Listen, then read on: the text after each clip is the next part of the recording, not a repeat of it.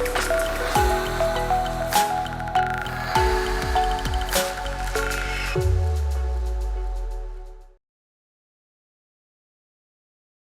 project was about finding answers to who is responsible for the escalating number of teenage pregnancies in Uganda that happened during the lockdown, which came with a closure of schools for almost 2 years, from March 2020 to January 10th, 2022. So it was a stretch of almost 3 years.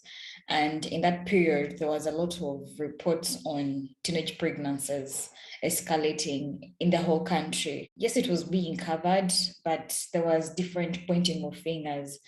For example, the head of state's wife gave a speech where she was blaming the parents for not raising the children right. The parents were blaming the schools, the government, for closing schools and children staying home. That's why they're getting pregnant. So we just decided to go out in the field and trying to find answers from the people that had experienced this. It was my first collaboration, I think, as a group of journalists on a story. And we were two documentary photographers and one writer. Sarah is a writer, Stuart and I were both documentary photographers. And it was nice seeing how we both play out in the field. It was nice to see how we both are able to bounce off each other's ideas and create the images. But also it was nice to see how we are able to read Sarah's style of writing. It opened my eyes to the reality of what it means to be marginalized. We take it lightly. I think because we are not awakened to it, we are not aware of what it means. But when you go through the training and your eyes sort of open, it's like you have an out-of-body experience where you step out of yourself and then you look at the world and see, this has been so unfair. Like taking the time to go through media reports, media stories that have been done that did so well and had so many views. And then you look at a story and realize, but with this story, out of the 5 people that were interviewed, 4 are men and only 1 is a woman. And the 1 woman is probably not the expert at that field. And all the other 4 men were experts in the fields they were asked in. Or in a situation where you notice a story and a part where an expert woman was interviewed right after her beat, the next beat is still a man. So we focused our project in northern Uganda in Oyam district, and it's quite a distance from Kampala. I think it might be over 500 kilometers.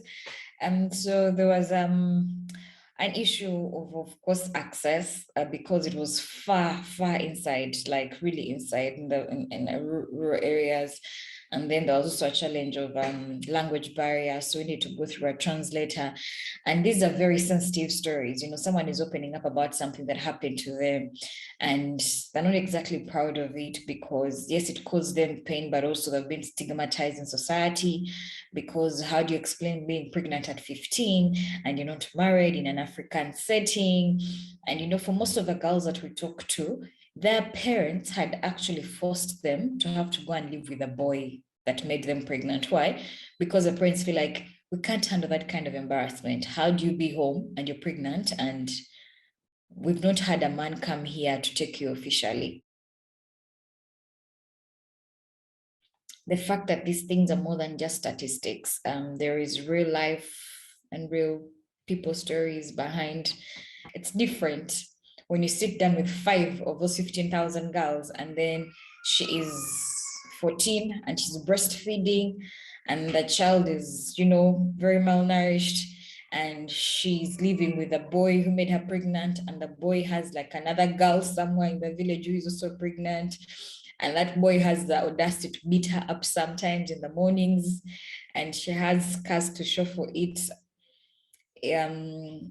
It's different. I just wish there was a way for journalism to be more people-centric in addition to being very factual, the statistics.